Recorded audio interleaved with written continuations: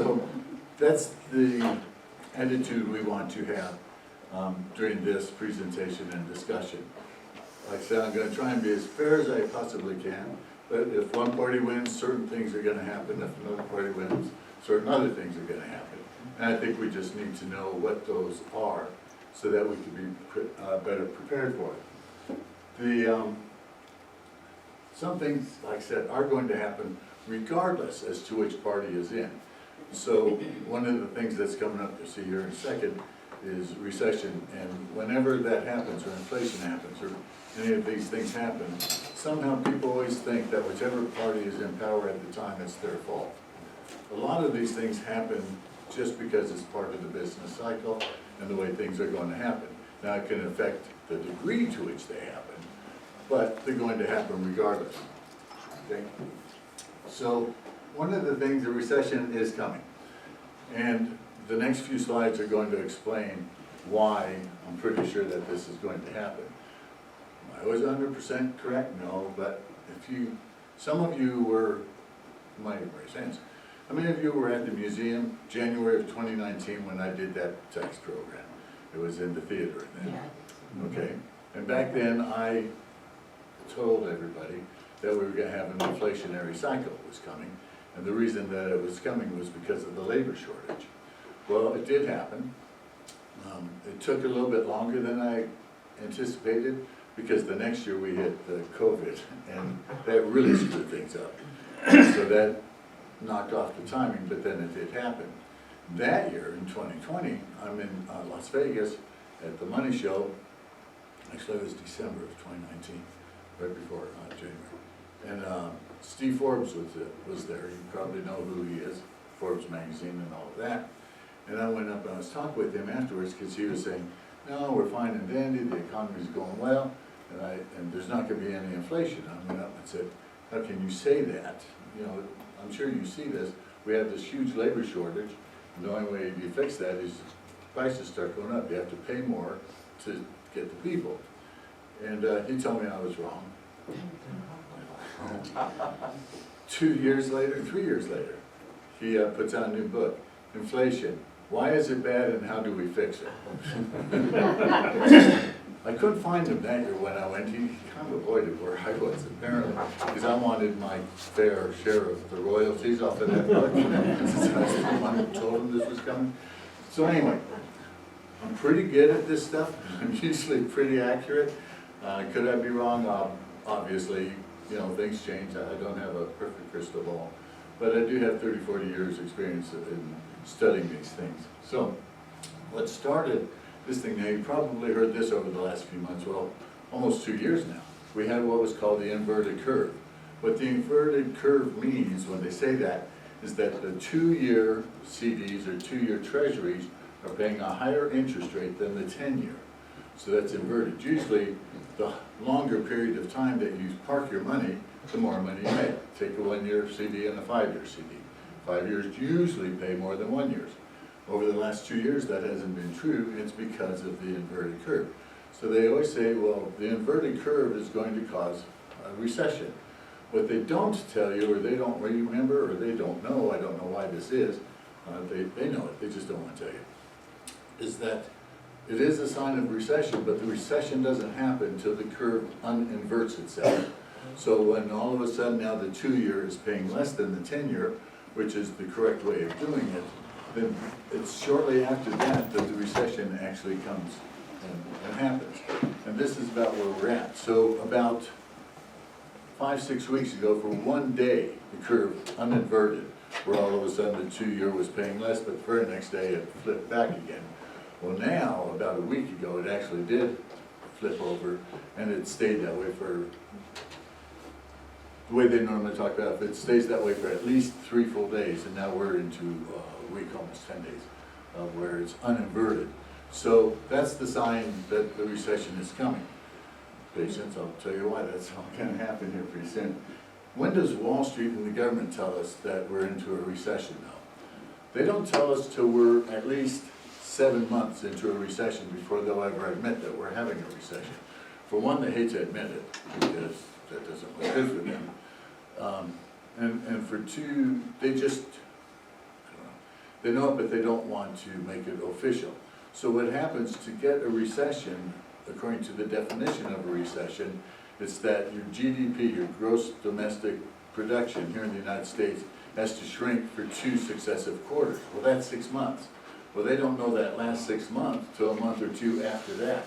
So we're well into 7 months, 8 months, or even 9 months before they go, oh yeah, by the way, you're in a recession. Well, we normally already know that because of what's happening with prices and wages and all of those things. And we see all of a sudden, we don't have help wanted signs anymore, we have go away signs almost. So the government won't tell you until it's too late, but you're going to see the signs as they're coming up.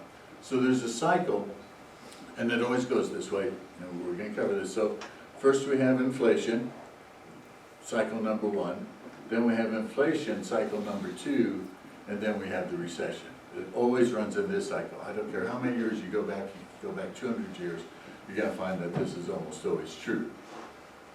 Okay, so what causes a recession? We're going to cover all these things. Some kind of a shortage always occurs. So you're all old enough. Do y'all remember 1974 with the oil embargo? And we had gasoline at 27, 28 cents a gallon, and overnight, all of a sudden, I was on the East Coast that year. Terrible idea, but anyway, and we waited in line for Chuck was there with me, his friend. We were there that year. You had to wait in line, sometimes an hour, 2 hours to buy $5 worth of gas. That was 10 gallons, because it was 50-some cents a gallon at that point in time, and that was double what it had been just the week before. And then after that, it crept its way up to 75 cents, and that was cycle number 1. So cycle number 2. Cycle number 1 was caused by the oil embargo, and prices jumped from 27, 28 cents all the way up to 50, 55 cents. Then cycle number 2 is where it slowly crept up from the 55 to the 75. We're going through that right now. Just a couple of years ago, we were able to get 9.6% on our I-bonds. We were, inflation, our Social Security checks went up by over 9%. It all looked good. So now they're all happy because we only went up, 4 and 5% the next year. But that was that second cycle coming through. And what causes that is people, like going back to the last Great Recession or whatever, there was a shortage again. Like I said, well, let's just go back to 2020 when I said we had the labor shortage. If you need laborers and there's nobody hardly out there to hire, how do you get your laborers? You offer more money, right? You get steal them from somebody else, so you offer them more money. They don't want to lose their workers. What are they going to do? They're going to offer them more money. And so now we have a labor shortage, which creates this friction, and people are paying more money. Well, as soon as they have to pay more money, well, they're not going to take the hit personally. They're going to raise their prices so that they can make up the difference, because they don't want to go in the hole. So there goes step 1 of inflation. So then what happens is the unions jump in, like the Auto Workers Union and the Teamsters and the Union for the Service Workers in like Las Vegas resort areas and stuff like that. They all come in and say, we need more money. And so then all of a sudden the corporations, if they gotta keep the workers again, they offer them more money, and that's that second cycle of the inflation. Because then, after that, finally the rest of the population starts working its way up. Because now everybody else is going, well, now we're poor, we can't hardly afford, to go grocery shopping or whatever the case may be. And so then that's the second set round of inflation. So then what happens? Well, now wages don't go up as fast as prices do. So what happens is people start buying less. So lack of liquidity is the most common cause. And in this case, we're going to find out that inflation causes the lack of liquidity. And so then the prices went up, the wages went up, the prices went up, the wages go up. It's a vicious cycle till all of a sudden it gets to a point of what's called actually diminishing returns. And so now the companies are paying out a lot, and they've raised their prices, but it looks pretty good for the companies, because their sales are going to stay the same or higher, but that's the dollar amount of the sales. What's happening is they're bringing in the same amount of dollars, but they're selling fewer products because of the inflation, because of the price increase, and they didn't raise wages as high as they did the prices. And so we end up with this imbalance. People are spending the same dollars, but they're getting less. Companies are showing it, so Wall Street looks at it and they go, oh, their sales are great, and they made this much profit last year, so they just assume that's what's going to go on. But what happens is inventories start creeping up. Because the companies are still producing the same amount of products, but they're not selling the same amount of products. And this is where it gets tricky. And so now all of a sudden this inventory starts building up. Well, inventory, don't want to bore you too much, but from an accounting point of view, it's a balance sheet item. So whether you have your cash in cash or your cash in inventory, to the government and for tax purposes, it's all one and the same thing. Well, would you rather have cash or would you rather have $50,000 worth of inventory sitting on your shelves? Most people would rather have the cash, and the companies do too. So then they go, well, we can't keep producing at this rate because our inventories are going up, we can't write it off, and it's gonna cost us money. And so what they do is they start laying people off, and this is the beginning of the recession. So layoffs start occurring, and so that means even more people are buying less, right? Because now they just lost a big source of their income, a big portion of their income, so they're gonna buy even less. They're buying even less. What do the companies do? They produce even less, and this is the cycle that we're going through. So this is the one that's just starting now. And now the recession actually has already started, but it's so slight at the moment that they're not talking about it on television, or Wall Street's not talking about it, or the government for sure, because they don't even know yet. Okay, so this coming recession, and like I said, it's always caused by a lack of something. In this case, it's a lack of liquidity. You might say, oh, there's plenty of money floating around. And there sort of is, but on the other hand, a lot of that money is borrowed money is the problem. So just right now, our national debt is now at $35 trillion. In 2020, it was at $23 trillion. That's almost a 50% increase. Our personal debt is at $25 trillion, and in 2020, and this is the very beginning of 2020, so then in 2019, 2020, it was $13.8 trillion, so that's almost double. Interest on the debt is $945 billion a year right now, almost $1 trillion just to pay the interest on the debt. But our tax revenues are only $4.9 trillion, and here's where the problem is starting to come in. Probably starting to see this. And so this is why I say there's a lack of money. People up till now, and we heard this just, when was it? July or August, something like 20% of our grocery shopping is happening on credit cards, and the people aren't paying off their credit cards every month. And this is why the debt keeps going up and up. Well, we get to a point, and even the government's gonna get to a point, where all of a sudden, they almost can't borrow any more money. And the people for sure can't, because they've already maxed out all their cards and stuff. And that's the lack of liquidity that I'm talking about, is all of a sudden, they literally don't have the money anymore, even in borrowed funding money. They can't go out and borrow anymore, they're maxed out, and so now they have to finally cut spending, which is what people should have done in the first place. You either cut your spending or increase your income is one, your only two choices, and people don't always do that because they've been preconditioned, oh, it's fine, you can pay it later, just put it on a charge card. So we've run to the point, and this is what's going to cause this recession. We're on the brink of that happening right now. So once again, just to show you how bad this is right at the moment. In 1960, so lack of liquidity, debt to GDP. So this is the percentage of debt we have as compared to what our GDP is. GDP, once again, is gross domestic production. That means how much are we producing as a nation in goods and services? Okay, so in 1960, we had about 52% of debt to gross domestic product. Okay, 1980, we were at 35%. That was really good. That's really about where, economically speaking, things should be. 2000, we were at 56%. We know what happened right after that, right? Right now, we're at 128%, which means we'd have to work about a year and 4 months, just to bring that back into, for free, basically, to bring that back into balance. It's drastic at the moment.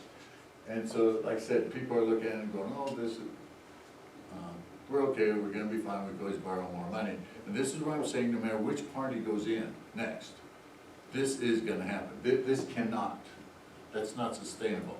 That has to change. So this recession is coming, I don't care who gets into office next. Okay, so the other portion of this is, we also have 336 million people in the United States right now.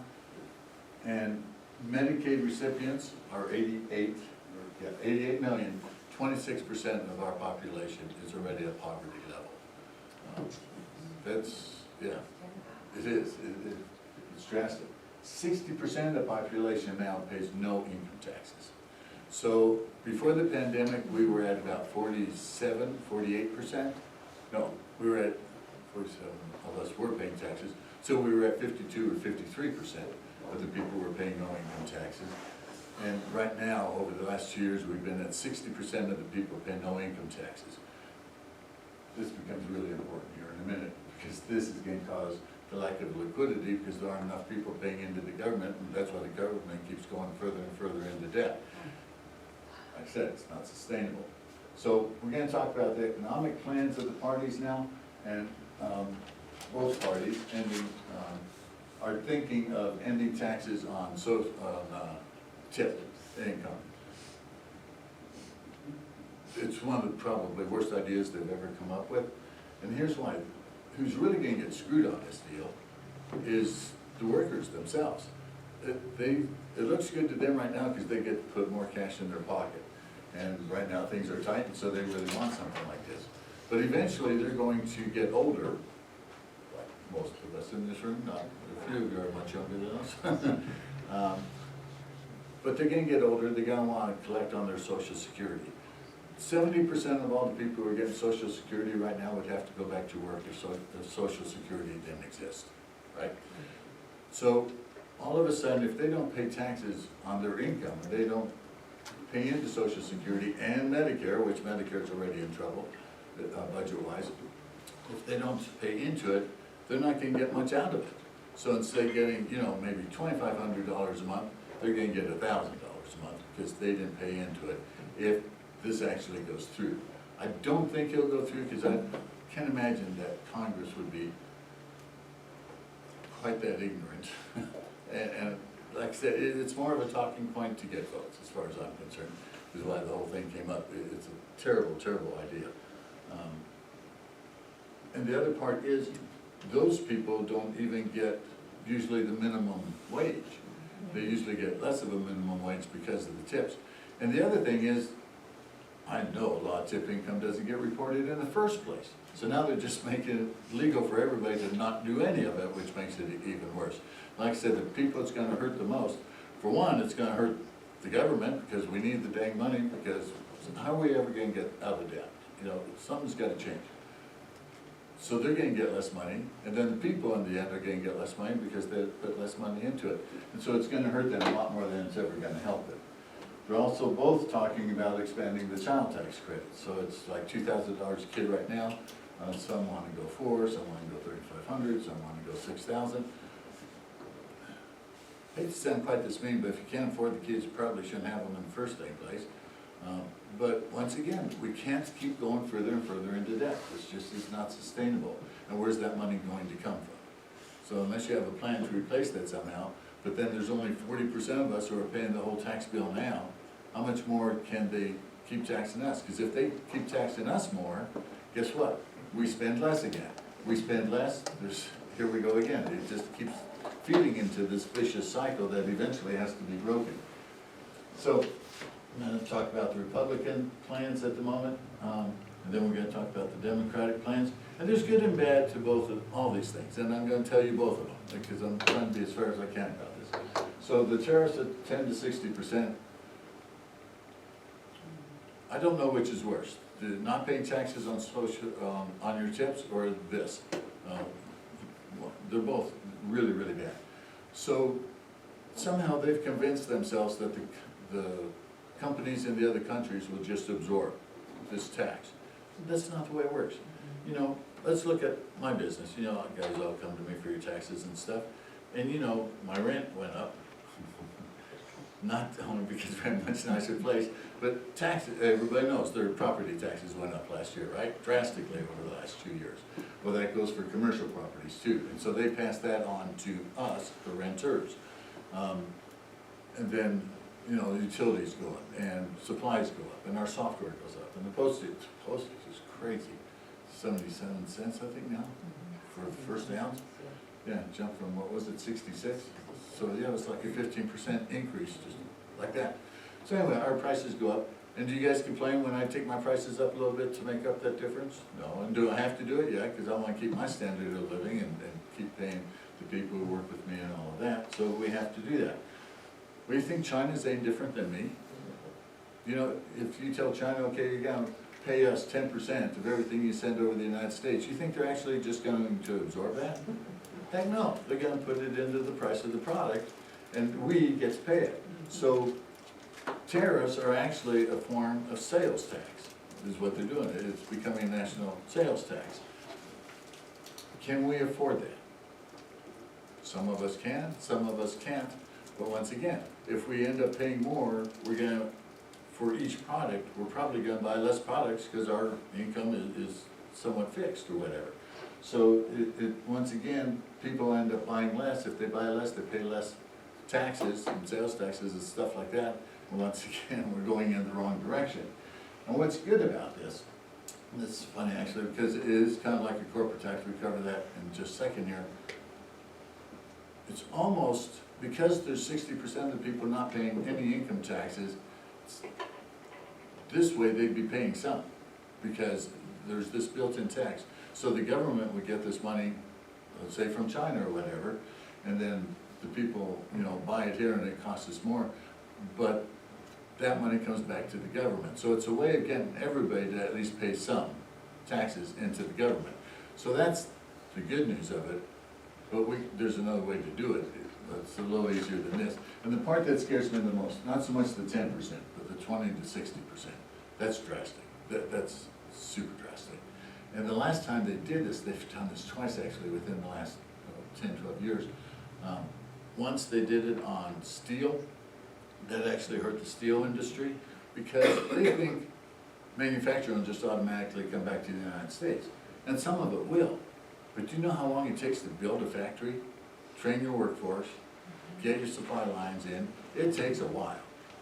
And in the meantime, the people are paying more than they really have to pay just because of the tariffs. So that part's bad. I had another thought there and it left me.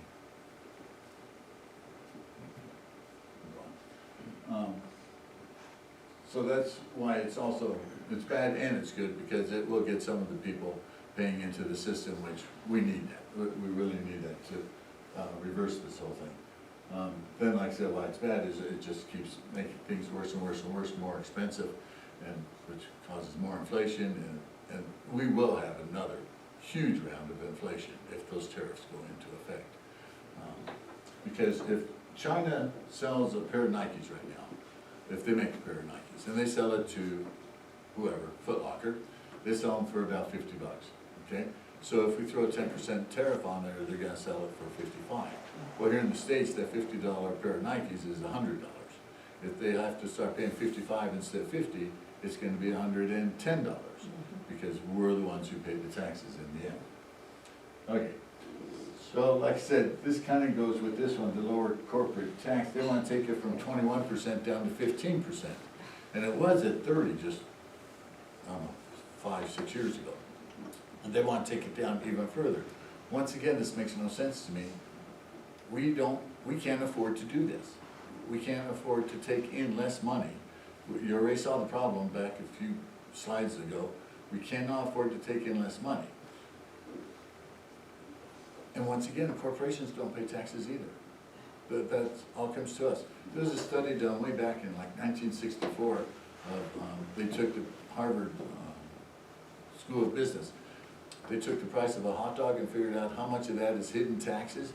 Because the hot dogs, so you have the pig farmer or whatever, and he's got to pay taxes, and then you have the truck driver who drove them to the slaughterhouse, and they got to pay taxes, and the slaughterhouse does all their job and sells it, or puts it into hot dog form, and they have to pay taxes, and then they got another truck driver to move it now to the grocery stores, and they pay taxes, and then the grocery stores, you know, they have to pay their employees and their property taxes and all that, so they have all their taxes.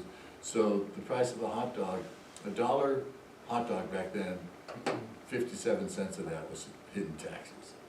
So, and it's no better now, it's no better now. However, lowering it will make it even worse in a funny sort of way, because we just don't have the money. We cannot afford to do this. And once again, I keep harping on that, sorry about that, but that 60% of people are paying no income taxes. Everybody should pay some.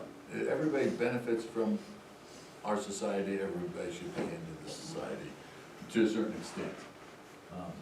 So the good news is if they did, if they raised the corporate taxes instead, we'd have quite a few more tax dollars coming in, and that's actually what we need right now. Okay, so let's go into the Democratic plans. So they want to do the $25,000 first-time home buyers credit. So they actually did this once before. You may remember they've done it twice, actually. I think it was 2008 and 2009. In 2008, they did $15,000, but you had to pay it back $1,500 a year for 10 years. So it was basically like an interest-free loan. That wasn't a terrible idea. That helped a lot of people get into their houses. And it didn't really cost the government too much because they got most of that back. Sure, they could have made some money on that money, but that wasn't a terrible program, to tell you the honest truth. Then the year after that, they decided, well, instead of loaning you $15,000, I think it was they just gave them a flat 10. I don't think it was 15 again, I think it was 10. 2009 is a little while back, I don't quite remember all those numbers. So that kind of worked too and helped people get, you know, into houses or whatever. But that was somewhat of a costly program. Well, now this one would be a really costly program as it's written right now. Now, of course, all these things would have to go through Congress, and who knows that would actually happen. But as far as the proposal is concerned, it's a great idea in that we want to have more people owning their homes. I mean, I'm sure you've all noticed how many apartment buildings are going up here recently. And part of that problem is corporate America is buying up tons and tons, thousands of residential houses. And because they have such control of the market, now they can set the rental prices. And so that's why rents are all of a sudden so high. So if we have more people owning houses, it would help put a bit of a stop to that. Because renting is just a slow, torturous way of going poor. You know, you're never gonna have anything to show for it. So like I said, that's why it's bad. And then why it's good, as far as that's concerned. Then they also want to do the increased child credits. The ones they're talking about, $6,000 if you have a newborn baby. That's one of those really feel-good ones. I mean, that sounds really nice and all that, especially if you're having a newborn, whatever. But once again, we just can't afford to do this. We can't afford to keep giving away the farm. And so I don't see hardly any good in that, except for people would have a little more money to spend money, and that might keep the economy going. But there's a lot more damage than good on that one, as far as that's concerned. The small business tax deduction being referred to as a credit. I can't believe what I'm hearing on this one. It's because everybody keeps talking about like it's a tax credit. So how many of you think this means that if you start a small business, there's saying $50,000, there's a $50,000 tax credit. How many of you believe that if you start a small business, you get a $50,000 tax break from the way it's worded? No, I didn't. It's not a credit, for one thing, it's a deduction. And it's not, this is something that should have always existed as far as I'm concerned, to tell the honest truth. Because what it was is right now it's a $5,000, they want to take up to $50,000. But what they're saying, that $5,000 is what's called startup costs. So you have to get lawyers, you have to get inventory, you have to get your building ready, you have to do all these things before you ever open up and do any business. Well, what they're saying is those are startup costs, and startup costs should be amortized over a 5-year period of time. Well, right now, you could take the first 5,000 as a deduction, and you amortize the rest of it over the 5-year period of time. What they're saying is, well, now you can write off up to $50,000 of it in year one if you want, in the year it happens, instead of amortizing it over the 5 years. Well, if you spent the money, and you're trying to start a business, you're struggling, why don't they let you write it off in the first place? Let's say you had $50,000 of inventory, and so you sold 10,000 of that for 20,000. Okay, so you have a $10,000 profit, right? But you spent $50,000 on inventory. You only get to write off 5,000 of it and the rest of it over the years as it happens. That doesn't seem right to me. If you're a business and you're spending the money, you should get to take that expense when it happens, or at least it should be your choice. If you want to move it out into the other years where you're going to make more money, great, you can do that. But if you need it or want it now because you're trying to survive in those first couple of years of business, you should be able to take those expenses out. So that one is, the only reason I put this one up here, it's not a bad idea. It's actually kind of a good idea, except for it should have always existed. It should have always existed as far as I'm concerned. Okay, so I'm sure you're all wondering about now, so where do we go from here and how do we, where do we put our money? Over, if things are not going to go so well, how do we protect ourselves? So one of the things we need to understand is interest rates go down. And as you just saw, they just did this week. And by the way, I'm going to jump to that for just a quick second here. They dropped the interest rate by 0.5 point. Somebody asked me the day before what I thought was going to happen. I said they're going to only drop it by 1/4 point because they really don't have to drop it yet. The recession's starting, but it's not really here yet, so they don't have to. What they just said is Wall Street just decided who's going to be the next president, believe it or not. There's this weird statistic out there. I love statistics, being a numbers guy. So there's this weird statistic that's hung on for 60 years, I guess, from the 60s up till now. It says if the market is up between the beginning of August and the end of October, the incumbents in the White House will stay at the White House. If it's down, parties will switch. So with them, and I don't care what they tell you, Federal Reserve is totally manipulated by the stock market, by Goldman Sachs, Bank of America, and those guys. They tell the Federal Reserve where they want those interest rates to be. That's why we stayed at 0% interest rates for over 10 years. That was ridiculous. They should start raising interest rates way back in 2012.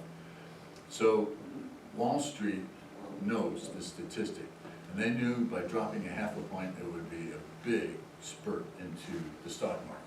The stocks were going to go up fairly drastically. And if it doesn't stay up, I'll almost guarantee you they're going to do it again in October. They're probably going to drop again, either 1/4 or another 0.5 point, because they want that market up, because they want Kamala in there. They don't want Trump scares the crap out of them right now. Isn't he gonna dissolve the Federal Reserve? Say what? Didn't he say he would get rid of the Federal Reserve, or he'd take control of the Federal Reserve? Yeah, that rumor's been out there too. Yeah. Okay, so as you all know, I do not have the licenses to tell you what to buy and sell as far as stocks, bonds, mutual funds, and ETFs. But I can certainly show you the things that I do and the things that you might want to be looking at, because it could help you along the way. So, dividend, oh, I gotta go back one. The value of bonds. So, as interest rates go down, the value of bonds goes up. It's just like the opposite. When interest rates are going up, bond values go down. I'm going to explain that one because it's easier, and then you'll know the opposite is also true. If you had a bond that's only paying 4%, and the bank across the street is selling bonds that are paying 5%, and you want to sell your bond, who's going to pay you full face value for your 4% bond when they could go across the street and buy a 5% bond? Nobody, right? So what you have to do is you have to discount your bond value so that they get the equivalent of 5%. So you end up discounting your bond value by about 8%. So the $100 bond is all of a sudden now only worth $92, because that, when you reverse the math, that gives that other person the 5% again. So if that's true, then the opposite is also true. So as interest rates come down. So now you have a bond that's paying 5%, you hold it, and the new bond's only paying 4%. People want your bond now because they want that 5%. But you go, I'm not giving up my 5%, not when I can reinvest at 4%. So you're gonna sell it at a premium. So, in 2000, back then I was licensed for some of the securities, and I saw what was coming. In 2000 we had, y'all remember Y2K? And everybody was afraid that planes were gonna fall out of the skies, and computers weren't gonna run, and all those things were going on. And so what everybody did is they bought extra computers, then put them on the shelf, they'd even turn them on or plug them in, because they were afraid when the calendar switched, that's when they were all gonna go haywire nuts. And so they had all these computers on the shelves. So come March of 2000, I'm sitting there, I'm watching, and the sales numbers are starting to come in, first quarter numbers are coming in. No sales, almost no sales for all the electronics firms, all of them. And I'm going, thought about it and go, oh crap. So computer business, industry runs on 3.5-year cycle. Once your products are about 3.5 years old, they're now obsolete and you have to buy new stuff. When 2000, if everybody's got the latest, greatest stuff, how long is it gonna be before somebody starts buying computers again? 3.5 years. If you go look at it, that recession, if you want to call it a recession, it was almost a depression. If you go and look at that, it started in basically April of 2000 and ended in July of 2003, almost exactly 3.5 years, just a little bit short of that. So, at that point in time, I told people, let's get out of the market pretty much and go into bonds. So while everybody else was losing 30–40% of their money, my people were making 9% because the bond values were going up, and we did quite well with that. Okay, so like I said, can't say exactly what to buy, but I can lead you in the right direction. So dividend ETFs could be a good idea. Your dividend ETFs, so that's stocks that pay good dividends. And they're fairly tight on their rules and regulations of what they'll put inside these. So your most popular and widely used ones are the SPYD.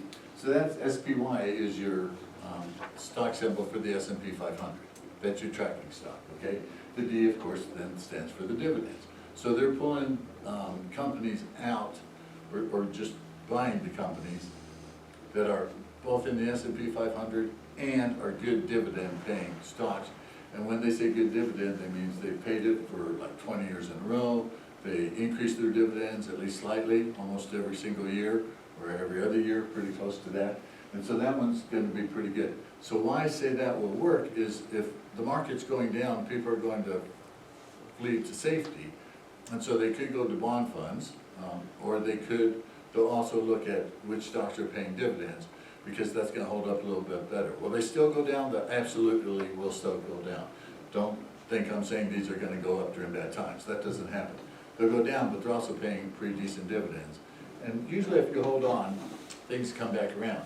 So, and any of you who want this, just let me know. So I have a study sheet that I did from 2020 through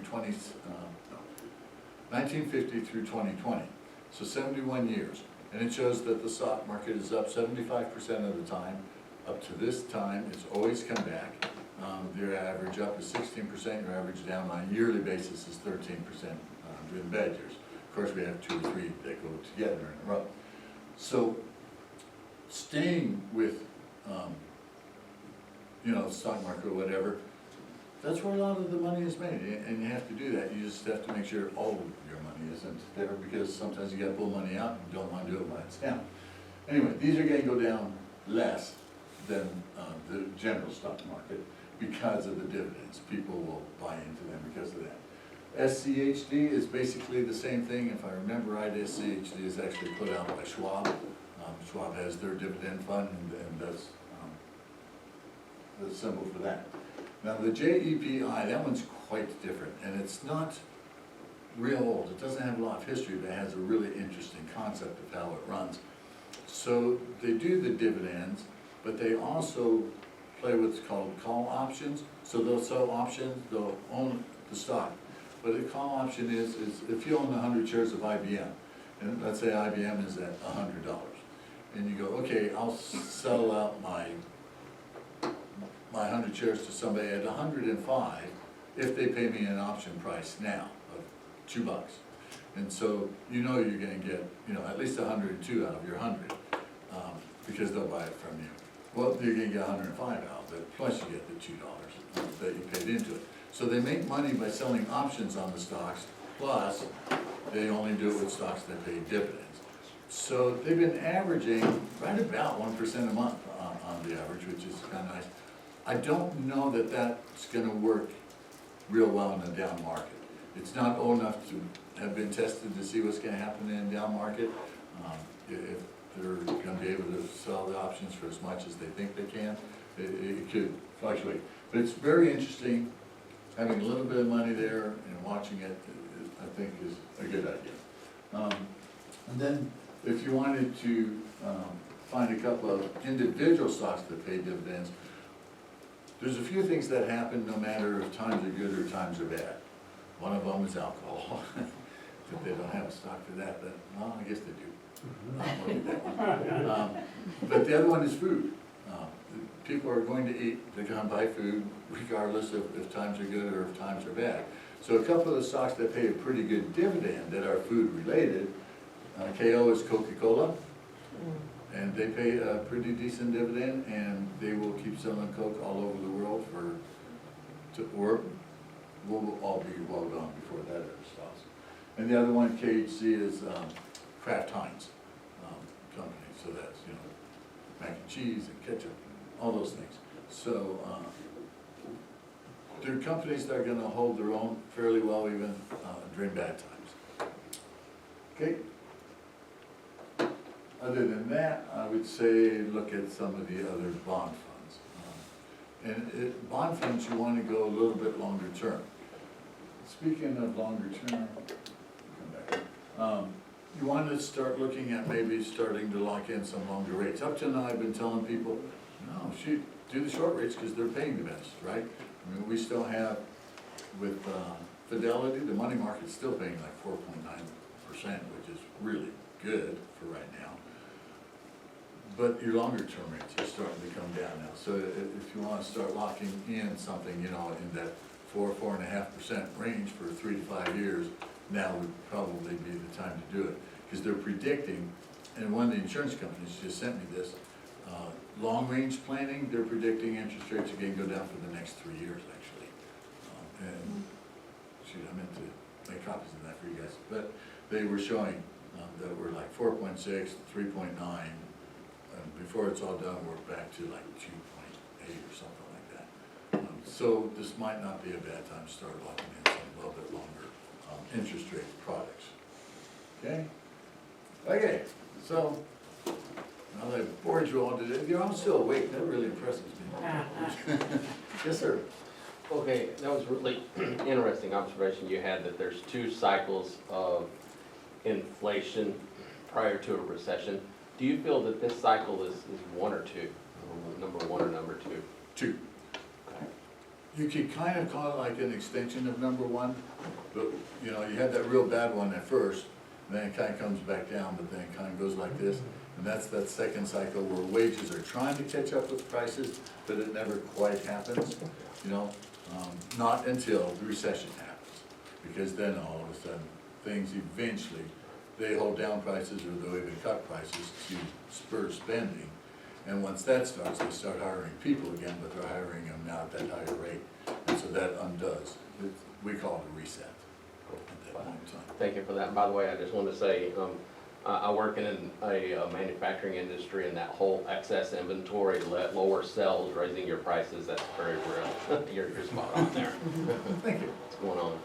Okay, yes.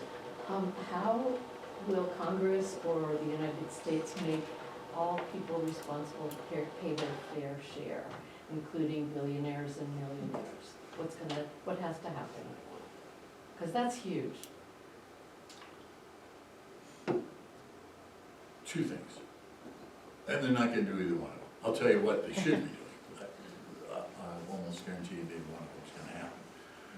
So, number 1, I actually believe we should have a national sales tax, to tell the honest truth, because but where they screw up on it is they only do sales tax on goods. They ought to do sales tax on goods and services. And here's the reason why. Everybody says, oh, it's a progressive tax, it's against the poor and all that, but if they did sales tax on goods and services, it wouldn't be so unfair. The less money you have, the less money you spend, the less tax you would pay. The more money you have, the more money you spend, the more you pay. And if we did it on services also, who uses services? Poor people or more wealthy people? Poor people don't have gardeners. Poor people don't have pool cleaners. They don't have a pool, so they don't need a pool cleaner. You know, the poor people, we get a few as clients, but most of them are gonna try and do it themselves or find a lesser expensive way of doing things. We are less expensive than most places, so we do get a fair amount of them. But once again, you know, the rich people pay more because their tax returns are quite a bit more. So house cleaners and all these other things. So if, like I said, if they would do a national sales tax on goods and services, it would be good. They propose a flat tax of like 17%. Well, the vast majority of us, I don't think there's anybody in this room who actually has a tax rate of 17%. Maybe our last few dollars are at 22, but our overall tax rate is usually at 10 to 12% is about the average. So to go at 17, that would hurt the vast majority of the people. And it's not worth hurting the majority of the people just to get to these guys up here. They have had a minimum tax, and, but it's really weird. They call it the alternative minimum tax, AMT. It's not enough. It should be, you know, if they had an asset breakdown somewhere, where once you're over a certain dollar amount, then your minimum tax is this tax rate. Because we shouldn't have billionaires paying 13%, and their secretaries are paying, 17% or whatever the case may be. So that's how I think it should be fixed. What they're gonna do, I don't think they are, to tell the honest truth. I believe the government wants to keep people poor because poor people depend on the government and that gives them power. And so just like with the housing thing, why they're not doing so much about that with the corporations buying all the houses and all that. Yeah, they see it and they see it's a problem. On the other hand, they don't really want to fix that problem because it's going to keep people poor. Having more kids. Trust me, that's going to make you poor. Sorry, Bree. They do all these things that promote these things that help keep people poor. And that's because it gives them power. Because now you depend on them. And that's what they want. So I don't believe they're actually ever going to fix it until we have politicians who have guts enough to say, no, we actually have to raise taxes. Here we go with closing the borders too. I mean, there's good and bad there too. We don't want a whole bunch of illegal people, but God knows we need the workers, And so we just need to fix that system to where it works correctly. Give them a better path to come in. I have a solution for that too. They don't like that one either. And then the other thing I wanted to say is what we really ought to have is a three-party system. If we had a three-party system, and so Republicans could only vote for a Republican candidate, and the Democrats could only vote for a Democratic, and an independent could only vote for an independent, and we should have 3 senators, not 2, and we should probably have numbers divisible by 3 for House of Representatives. If that were to happen, nobody would ever be in power. Get rid of the electoral college. Yeah. Yeah. Oh yeah, we wouldn't need it. Well, I don't know how we do the president. I have to figure that one out. But even that's interesting. Can you just picture this for a minute? This will entertain the devil out of you. So, at the beginning of our country, the person who got the most votes was president. The person who got the second most votes was vice president. Let's go back 4 or 8 years, whatever it was. Can you imagine Trump being president and Hillary being vice president, how well that would work? On the other hand, that wasn't a terrible idea, because it kind of helped bring balance into it. This thing about one party having too much power over the other one, that's how we end up going to these extremes. If we divvy that up to where nobody could ever be totally in control, now they'd have to do their jobs right and actually find a way to work together and do what's good for the country overall. Will everybody be happy? Absolutely not. I can't make everybody happy. You know, I know the government can't make everybody happy, but you can move in the right direction. I hope that answered your question. The slide that you had before this, what is an example of the long-term bond that you were talking about, long-term rates, like locking in a long-term rate? Oh, okay. Like a So CD? they're, not necessarily bonds, I was thinking more along the lines of CDs. Yeah, I don't know. You the could do a difference, bond so- fund, you know, Okay, I would go with that. Or your fixed annuities, you know, you could lock in for 3 or 5 years, and CDs, basically is where those are at. so annuities are CDs, not bonds necessarily? Annuities work more like a CD than a bond. They're not a CD or a bond, they're Okay. in between.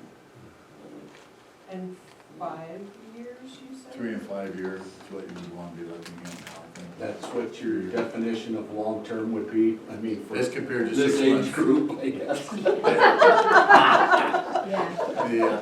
I'm only 49. That's true, I mean, there is, you know, there are 10-year ones, but I don't believe in locking money up for anywhere near that long, because way too much can happen in that period of time.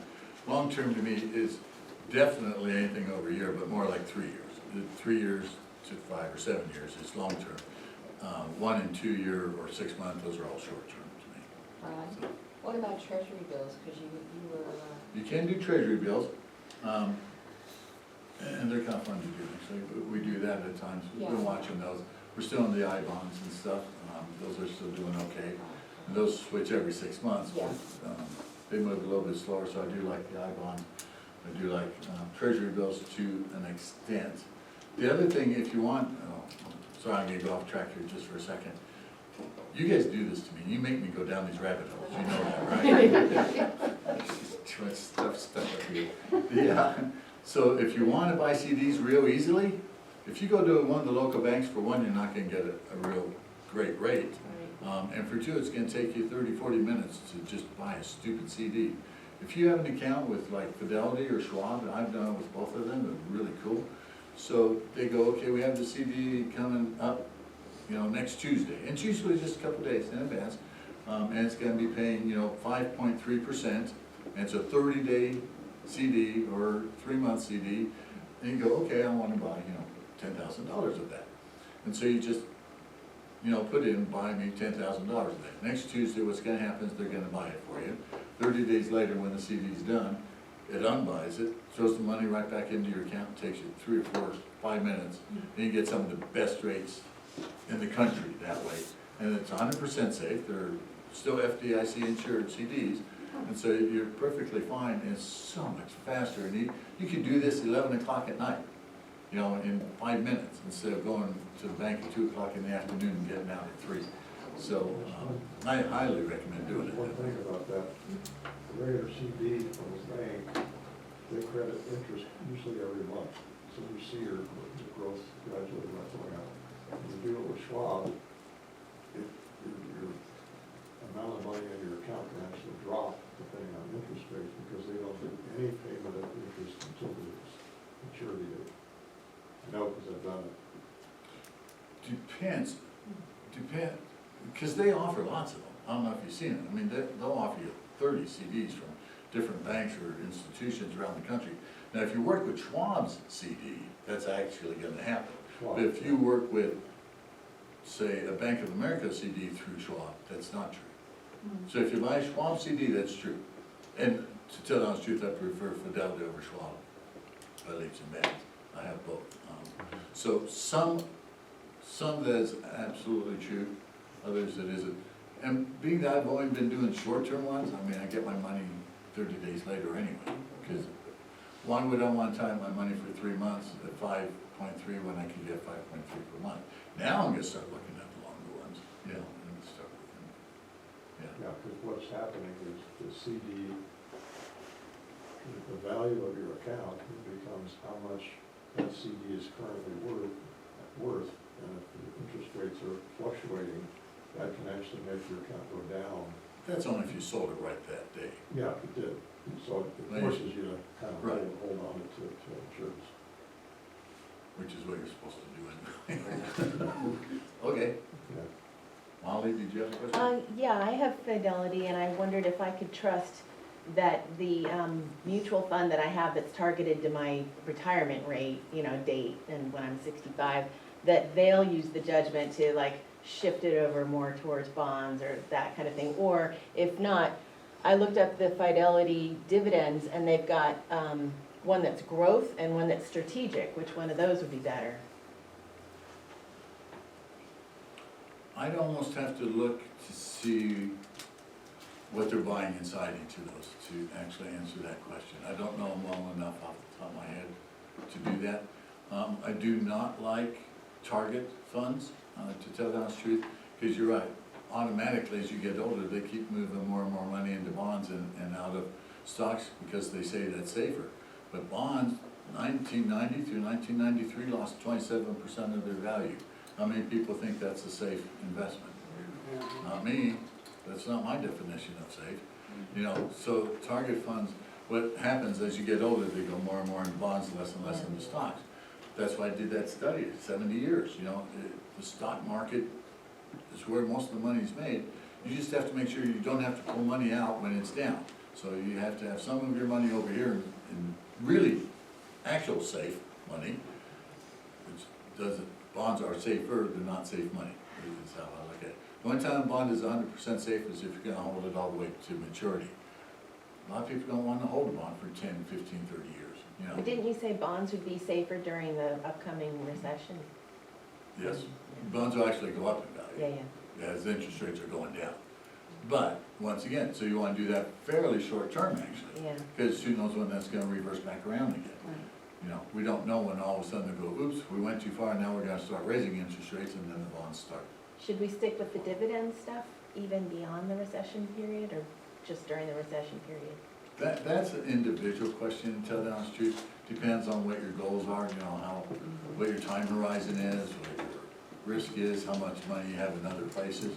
We go through, just so you guys know, if you have one of these appointments with us, we go through that whole scenario before we say, here's what you should be looking at. So, yeah, that's very individual. I wouldn't do that general. Yes. Ron, you've gave set statistics that suggest Kamala's going to win. And she's talked about the tax on unrealized gains. What do you think the possibility of that happening? What I read is that's only gonna happen to people who, over $1 million. I think, income. Because I kept seeing that too, and as much as I could dig into it, I'm not real fond of this election cycle, to tell the honest truth, because they're not being very specific about their proposals. They're saying the things people want to hear. And this one reminds me, if you go all the way back, and most of you aren't this old, but if you go all the way back to 1913, you know, when the first tax came in, the tax cry was, you know, tax the rich. They always do this, tax the rich, and because only 2% of the people will even pay income taxes. Well, now we know, you know, 60% of us pay taxes. So you have that bracket creep is what happens. So even when they're saying, well, it only happens at $1 million, well, are they gonna count the value of your house in there? Yeah, that's what I was. All of a sudden, we got a room full of millionaires, you know? Yeah. And they haven't made that clear. So I obviously can't answer that either, but from what I've heard, that's only going to apply to people who have more than $1 million in assets. In assets or income? Income. I don't know. I think if you apply your theory that the government wants to keep us poor to that scenario, we do know cancer. Yeah. Yeah. Yeah, so I've tried to look at that one, and there's just not enough details for me to see what they're actually gonna do. And of course, any of these things, proposals are just that, they're proposals. Congress still has to write a bill, pass a bill, you know, get through both houses, all that good stuff. So would it ever come out? Just so few election promises that ever become fulfilled, you know, the way they were presented at first. So, yeah. I don't like it either, as far as that's concerned, but on the other hand, back to the other question, how do we get the rich to pay their fair share? I don't know. And that is, fair share percentage-wise, yeah, it's not, but on the other hand, the top 1% pays almost 40% of all of the taxes that get paid in. So, I mean, they do pay a lot of money in taxes, just percentage-wise, it's not as high as some of the rest of us. A couple of general questions. I see that 40% of us are gonna pay more taxes, for sure, either way. Yep. And the national debt is gonna go up some more. No politician wants to cut his pet programs, so that's gonna go up too.